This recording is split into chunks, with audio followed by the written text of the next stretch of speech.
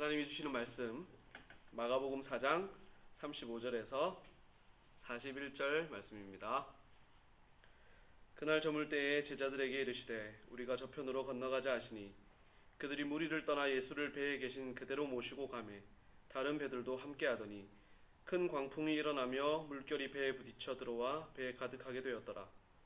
예수께서는 고물에서 베개를 베고 주무시더니 제자들이 깨우며 이르되 선생님이여 우리가 죽게 된 것을 돌보지 아니하시나이까 하니 예수께서 깨어 바람을 꾸짖으시며 바다더러 이르시되 잠잠하라 고요하라 하시니 바람이 그치고 아주 잔잔하여지더라. 이에 제자들에게 이르시되 어찌하여 이렇게 무서워하느냐 너희가 어찌 믿음이 없느냐 하시니 그들이 심히 두려워하여 서로 말하되 그가 누구이기에 바람과 바다도 순종하는가 하였더라. 아멘. 그가 누구이기에 라는 제목으로 말씀을 나눕시다. 일단 너무 보고 싶고 여러분이 너무 보고 싶고 생각이 많이 납니다. 이렇게 영상으로 예배를 드리게 돼서 새롭기도 하지만 마음 한쪽에서는 참 여러분의 얼굴이 그립고 힘든 마음도 있습니다. 말씀을 통해서 우리가 영적으로라도 주 안에서 서로 교제할 수 있기를 바랍니다. 굉장히 분주한 하루를 보냈습니다. 예수님과 제자들은 꽤 분주한 하루를 보냈습니다. 하루 종일 예수님과 함께 온 동네를 다녔습니다. 수많은 사람들을 만났고 또 굉장한 일들을 예수님을 통해 경험을 했습니다. 그런 분주한 하루를 보냈지만 언제 그랬냐는 듯 이 저녁이 되니까 아주 고요한 세상이 찾아왔습니다. 하늘 가득 별들이 반짝이고 있고요. 달빛도 환하고 바다 위로 부는 바람도 시원합니다. 가장 고생한 부르튼 발을 만지면서 제자들과 또 예수님은 배에 올라서 쉬고 있었죠. 예수님께서도 많이 피곤하셨는지 배의 고물 위에서 잠을 자고 계셨습니다.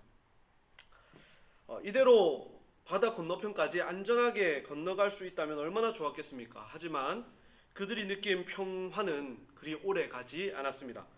갑자기 이 광풍이라는 것은 미친 바람을 말하는 거예요. 광풍이 몰아치기 시작하더니 큰 파도가 배 위로 막 덮쳐오기 시작했습니다. 파도는 예수님과 제자들이 있는 배를 집어삼킬 듯이 몰려왔고 배는 곧 뒤집어질 것만 같았어요. 그런 상황에서도 예수님은 그대로 이 배 고물에서 그대로 주무시고 계셨습니다. 겁에 질린 제자들이 예수님을 흔들어 깨우면서 소리칩니다. 예수님 우리를 살려주세요. 이러다 우리 다 죽겠습니다. 예수님 빨리 일어나세요.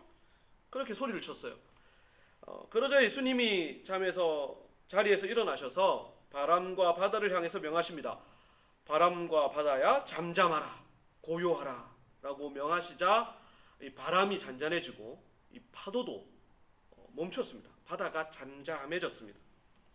그리고는 예수님께서 제자들에게 말씀하십니다. 어찌하여 이렇게 무서워하느냐? 너희들에게는 믿음이 없느냐? 라면서 제자들을 책망하셨죠. 그런데 예수님의 책망을 들은 제자들의 반응이 참 의외입니다. 제자들은 예수님이 도대체 누구이기에 바람과 바다도 이렇게 순종하는가? 저분은 도대체 누구야? 어떤 사람이야? 라고 놀랐다는 것이죠.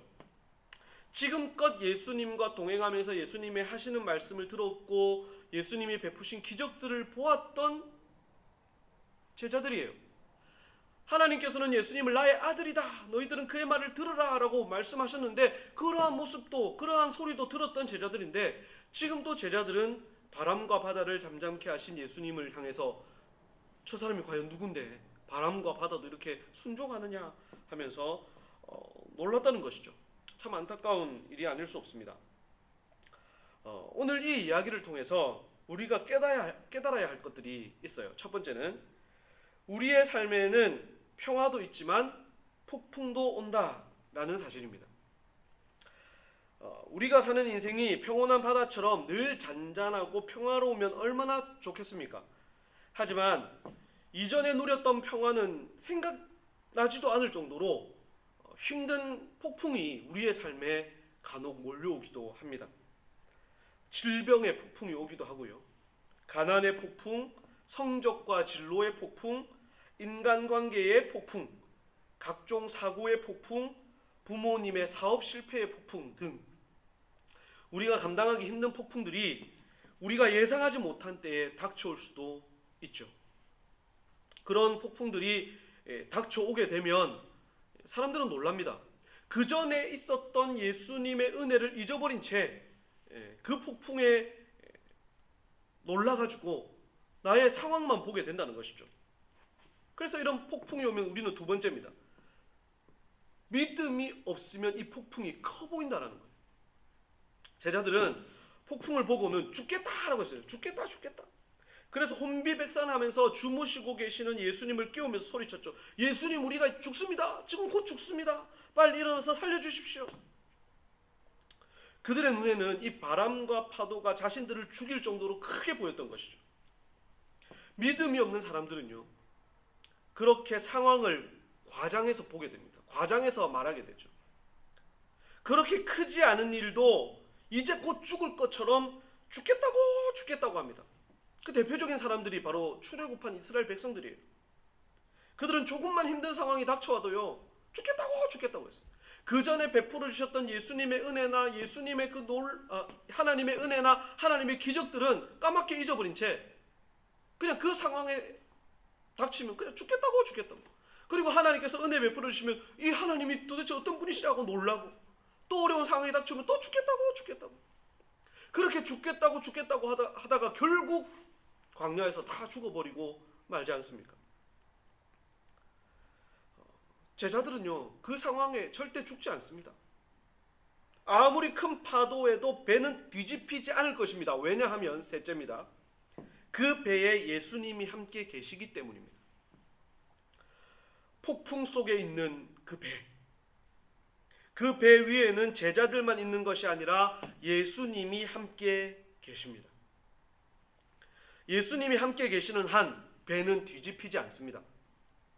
파도에 옷은 젖을지언정 배가 파도에 휩쓸려 뒤집히거나 그들이 죽게 되는 일은 없다는 것이죠. 그 배에 예수님이 타고 계시기 때문입니다. 그래서 예수님은 제자들을 책망하신 것이에요. 내가 이렇게 여기에 있는데, 하나님의 아들, 너희들을 구원할 메시아가 지금 너희와 함께 여기에 있는데 왜 걱정하느냐?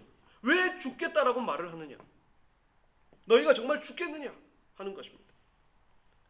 예수님이 함께 하시면 우리는 안전합니다. 바람보다 더 강하시고 파도보다 더 크신 분이 나와 함께 하고 계시는 바로 예수님이십니다. 이것이 41절에 있는 제자들의 물음에 대한 답이에요. 저분이 과연 누구이기에 바람과 바다도 순종하느냐? 누구예요, 여러분? 예수님이요. 우리를 만드시고 우리와 함께 하시는 하나님의 아들 예수 그리스도 메시아이십니다. 구원자이십니다. 사랑하는 우리 중동부 우리 친구 여러분, 우리 인생의 폭풍은 옵니다. 반드시 옵니다. 예수님을 믿는다고 해서 폭풍이 없는 삶을 사는 것은 아닙니다. 그 폭풍에 옷이 젖기도 하고 때로는 폭풍 바람 때문에 넘어져서 다치기도 할 겁니다. 하지만 우리가 탄 배가 뒤집히거나 그로 인해 우리가 죽지는 않습니다. 원하시면 바람과 바다를 잠잠케 하실 수 있는 예수님이 나와 함께 그 배에 타고 계시기 때문입니다. 지금 코로나라는 큰 폭풍이 전 세계를 강타하고 있습니다. 그 폭풍 속에 저와 여러분도 있죠. 분명 위험합니다. 우리가 할 수 있는 최선을 다해서 우리는 조심해야 합니다. 그래서 이렇게 예배도 모여서 드리지 않고 영상으로 드리는 겁니다. 하지만 그 코로나보다 더 크고 강하신 예수님이 우리와 함께 계십니다. 예수님을 붙드십시오. 그리고 기도하십시오. 그리고 이 상황을, 이 폭풍을 잠잠케 하실 예수님을 믿으십시오. 그 믿음으로 이 시기를 잘 이겨내고 앞으로 우리 인생에 닥칠 어떠한 폭풍도 예수님과 함께 이겨낼 수 있는 우리 중동부 친구들 되기를 바랍니다. 네. 그리고 여러분, 지금 드리는 이 예배를요, 여러분 인증샷을 좀 찍으시길 바래요. 인증샷을 찍어서 선생님에게 좀 보내주시면 선생님들이 여러분 예배드린 것을 확인을 하고 또 출석 체크에도 도움이 되리라 생각합니다. 그렇게 인증샷을 찍어서 각 반 담임 선생님께 보내주기를 바랍니다. 여러분 나중에 봐요. 안녕.